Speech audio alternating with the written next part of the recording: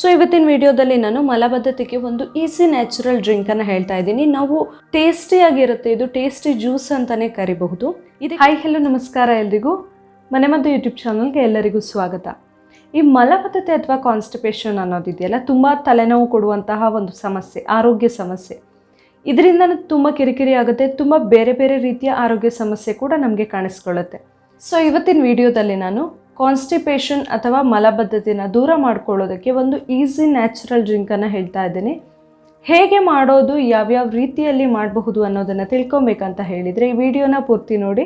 ಹಾಗೆ ನೀವು ಯಾರಾದರೂ ಇನ್ನು ನನ್ನ ಚಾನಲ್ನ ಸಬ್ಸ್ಕ್ರೈಬ್ ಮಾಡಿಲ್ಲ ಆದರೆ ಪ್ಲೀಸ್ ಸಬ್ಸ್ಕ್ರೈಬ್ ಮಾಡಿ, ಹಾಗೆ ಪಕ್ಕದಲ್ಲಿರುವ ಬೆಲ್ ಐಕಾನ್ನ ಕ್ಲಿಕ್ ಮಾಡಿ. ಈ ಮಲಬದ್ಧತೆ ಅಥವಾ ಕಾನ್ಸ್ಟಿಪೇಷನ್ ಅನ್ನೋದು ತುಂಬ ಕಿರಿಕಿರಿ ಉಂಟು ಮಾಡುವಂತಹ ಒಂದು ಆರೋಗ್ಯ ಸಮಸ್ಯೆ ಅಲ್ವಾ.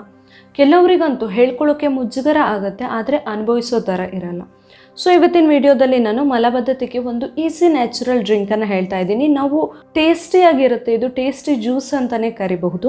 ಇದಕ್ಕೆ ಮೇನ್ ಇಂಗ್ರೀಡಿಯೆಂಟ್ ಆಗಿ ನಾವು ಯೂಸ್ ಮಾಡ್ತಾ ಇರೋದು ಎಳ್ನೀರು. ಎಳ್ನೀರು ನಾವು ಪ್ರತಿದಿನ ಹಾಗೆ ಕುಡಿದ್ರೂ ಕೂಡ ನಮಗೆ ಮಲಬದ್ಧತೆಯ ಸಮಸ್ಯೆ ಸ್ವಲ್ಪ ಮಟ್ಟಿಗೆ ದೂರ ಆಗುತ್ತೆ, ಹಾಗೆ ದೇಹಕ್ಕೆ ತಂಪು ಕೂಡ ಹೌದು. ಸೊ ಇವಾಗ ನಾನು ಹೇಳ್ತಾ ಇರೋದು ಎಳ್ನೀರಿಂದ ಮಾಡುವಂತಹ ಒಂದು ಸ್ಪೆಷಲ್ ಜ್ಯೂಸ್. ಇದಕ್ಕೆ ಬೇರೆ ಬೇರೆ ಇಂಗ್ರೀಡಿಯೆಂಟ್ಸ್ನೆಲ್ಲ ಯೂಸ್ ಮಾಡಿಕೊಂಡು ಮಾಡುವಂಥದ್ದು. ಇದರಿಂದಾಗಿ ಓನ್ಲಿ ಕಾನ್ಸ್ಟಿಪೇಷನ್ ಅಷ್ಟೇ ಅಲ್ಲ, ಗ್ಯಾಸ್ಟ್ರಿಕ್, ಎದೆ ಉರಿ ಎಲ್ಲವೂ ಕೂಡ ದೂರ ಆಗುತ್ತೆ. ತುಂಬಾ ಈಸಿಯಾಗಿ ಮಾಡೋದಿದು. ಫಸ್ಟಿಗೆ ನಾವು 1 ಲೋಟ ಎಳ್ನೀರು ಬೇಕಾಗತ್ತೆ ನಮಗೆ. ಎಳ್ನೀರಿನ ಗಂಜಿ ತುಂಬ ತೆಳುವು ಇದ್ದರೆ ಅದನ್ನು ಕೂಡ ತೆಗೆದಿಟ್ಕೊಳ್ಬೇಕು, 1-2 ಸ್ಪೂನ್ ಆಗುವಷ್ಟು.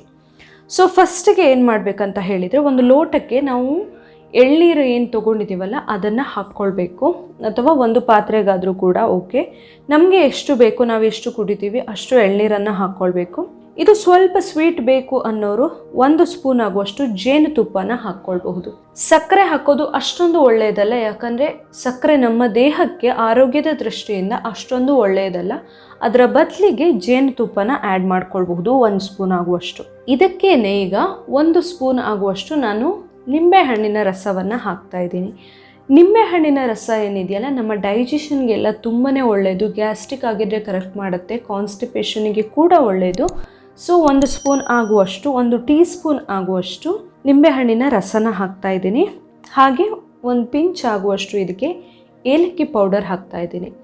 ಯಾವುದೇ ಜ್ಯೂಸ್ಗಾಗಲಿ ಸ್ವಲ್ಪ ಏಲಕ್ಕಿ ಪೌಡರ್ ಹಾಕಿದರೆ ಅದರ ಟೇಸ್ಟ್ ಇನ್ನೂ ಚೆನ್ನಾಗಿ ಬರುತ್ತೆ.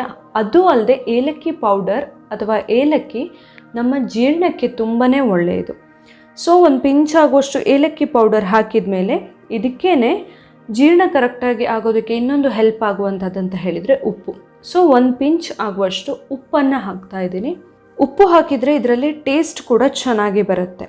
ಇಷ್ಟಾದಮೇಲೆ ಈಗ ನಾನು ಇದಕ್ಕೆ ನಾವೇನು ಎಳ್ನೀರಿನ ಗಂಜಿ ತೆಗೆದಿಟ್ಕೊಂಡಿದ್ದೀವಲ್ಲ ಅದನ್ನು 2 ಸ್ಪೂನ್ ಹಾಕ್ತಾ ಇದ್ದೀನಿ. ನೀವು ಬೇಕಂದರೆ ಜಾಸ್ತಿನೇ ಹಾಕ್ಕೊಳ್ಬಹುದು. ಸ್ವಲ್ಪ ಗಟ್ಟಿ ಇದೆ ಅನಿಸಿದೆ, ಚೆನ್ನಾಗಿ ಸಣ್ಣ ಪೀಸ್ ಮಾಡಿಕೊಂಡು ಹಾಕ್ಬೋದು ನೀವು. ತೆಳು ಗಂಜಿ ಆದರೆ ಏನೂ ಪ್ರಾಬ್ಲಮ್ ಇಲ್ಲ, ತೆಗೆಯುವಾಗಲೇ ಅದು ಕರೆಕ್ಟಾಗಿ ಮಿಕ್ಸ್ ಆಗಿರುತ್ತೆ. ಅದನ್ನು 2 ಸ್ಪೂನ್ ಹಾಕ್ತಾ ಇದ್ದೀನಿ. ಇದಾದಮೇಲೆ ನಾನು ಇವಾಗ ಹಾಕ್ತಾ ಇರೋದು ತುಂಬ ಇಂಪಾರ್ಟೆಂಟ್, ಕಾನ್ಸ್ಟಿಪೇಷನಿಗೆ ಇದು ಬೆಸ್ಟ್ ಮೆಡಿಸಿನ್ ಅಂತಲೇ ಹೇಳ್ಬಹುದು. ತಂಪಿನ ಬೀಜ ಅಥವಾ ಕಾಮಕಸ್ತೂರಿ ಬೀಜ ಅಥವಾ ಚಿಯಾ ಸೀಡ್ಸ್ ಅಂತ ಹೇಳ್ತೀವಲ್ವ, ಇದು ನಮಗೆ ನಾರ್ಮಲ್ ಆಗಿ ಅಂಗಡಿಗಳಲ್ಲೆಲ್ಲ ಸಿಗುತ್ತೆ. ನೀವು ಮೆಡಿಕಲ್ ಶಾಪಲ್ಲಿ ಕೇಳಿದರೆ ಇದರ ಪೌಡರ್ ಥರ ಕೂಡ ಸಿಗುತ್ತೆ. ಅದನ್ನು ಬೇಕಂದರೆ ತಂದಿಟ್ಕೊಳ್ಬೋದು. ಇಡೀ ಬೀಜ ಬಾಯಿಗೆ ಸಿಗುತ್ತೆ, ಇಷ್ಟ ಆಗಲ್ಲ ಅನ್ನೋರು ಆ ಪೌಡರ್ನ ತಂದಿಟ್ಕೊಳ್ಬಹುದು. ಈ ಬೀಜನ ಇವಾಗ 1-2 ಸ್ಪೂನ್ ಆಗುವಷ್ಟನ್ನು ನಾನು ಆಲ್ರೆಡಿ 10 ನಿಮಿಷ ನೆನೆಸಿ ಇಟ್ಕೊಂಡಿದ್ದೀನಿ ನೀರಲ್ಲಿ. ಸ್ವಲ್ಪ ನೆಂದರೆ ಅದು ಚೆನ್ನಾಗಿರುತ್ತೆ. ನೀವು ಪೌಡರ್ ತಂದಿಟ್ಟರೆ ಇಷ್ಟೊಂದು ನೆನೆಯೋದೆಲ್ಲ ಬೇಕಾಗಲ್ಲ, ಇಮ್ಮಿಡಿಯೇಟ್ಲಿ ಯೂಸ್ ಮಾಡೋಕ್ಕೆ ಆಗುತ್ತೆ. ಇದನ್ನು ನಾನು 10 ನಿಮಿಷ ಆಲ್ರೆಡಿ ನೆನೆಸಿ ಇಟ್ಕೊಂಡಿದ್ದೀನಿ. ಈ ನೆನೆಸಿ ಇಟ್ಕೊಂಡಿರೋದನ್ನು 2 ಸ್ಪೂನ್ ಆಗುವಷ್ಟು ಈ ಜ್ಯೂಸಿಗೆ ಆ್ಯಡ್ ಮಾಡ್ತಾ ಇದ್ದೀನಿ. ನೀವು ಬೇಕಂದರೆ ಇಷ್ಟ ಆಗುತ್ತಾದರೆ ಸ್ವಲ್ಪ ಜಾಸ್ತಿ ಕೂಡ ಮಾಡಬಹುದು, ಜಾಸ್ತಿ ಕೂಡ ಹಾಕ್ಕೊಳ್ಬಹುದು ತಂಪಿನ ಬೀಜನ, ಇಲ್ಲ ಆದರೆ 2 ಸ್ಪೂನ್ ಸಾಕು. ಇದಿಷ್ಟನ್ನು ಚೆನ್ನಾಗಿ ಮಿಕ್ಸ್ ಮಾಡಿದರೆ ನಮಗೆ ಕಾನ್ಸ್ಟಿಪೇಷನ್ನಿಗೆ ಒಂದು ರೆಮಿಡಿಯಾಗಿ ಯೂಸ್ ಮಾಡಬಹುದಾದಂತಹ ಒಂದು tasty juice, tasty natural drink ready ಆಗುತ್ತೆ. ಇಲ್ಲಿ ಯೂಸ್ ಮಾಡಿರುವಂತಹ ಪ್ರತಿಯೊಂದು ಐಟಮ್ಸ್ ಅಥವಾ ಪ್ರತಿಯೊಂದು ಇಂಗ್ರೀಡಿಯೆಂಟ್ ಕೂಡ ನಮ್ಮ ದೇಹಕ್ಕೆ ಜೀರ್ಣಕ್ಕೆ ಸಹಾಯ ಆಗುವಂಥದ್ದು. ಸೊ ಇದನ್ನು ನಾವು ಪ್ರತಿದಿನ ಕುಡಿಯುವ ಅಭ್ಯಾಸ ಮಾಡ್ಕೊಳ್ಬಹುದು. ಖಾಲಿ ಹೊಟ್ಟೆಯಲ್ಲಿ ಕುಡಿದ್ರೆ, ಬೆಳಿಗ್ಗೆ ಎದ್ದ ತಕ್ಷಣ ಖಾಲಿ ಹೊಟ್ಟೆಯಲ್ಲಿ ಕುಡಿದ್ರೆ ಇನ್ನೂ ಬೆನಿಫಿಟ್ ಜಾಸ್ತಿನೇ. ಇವತ್ತಿನ ಈ ವಿಡಿಯೋ ನಿಮಗೆ ಇಷ್ಟ ಆಗಿದ್ದರೆ ಪ್ಲೀಸ್ ನನ್ನ ಮನೆಮದ್ದು ಯೂಟ್ಯೂಬ್ ಚಾನಲ್ನ ಸಬ್ಸ್ಕ್ರೈಬ್ ಮಾಡಿ, ಹಾಗೆ ಪಕ್ಕದಲ್ಲಿರುವ ಬೆಲ್ ಐಕಾನ್ ಕ್ಲಿಕ್ ಮಾಡಿ.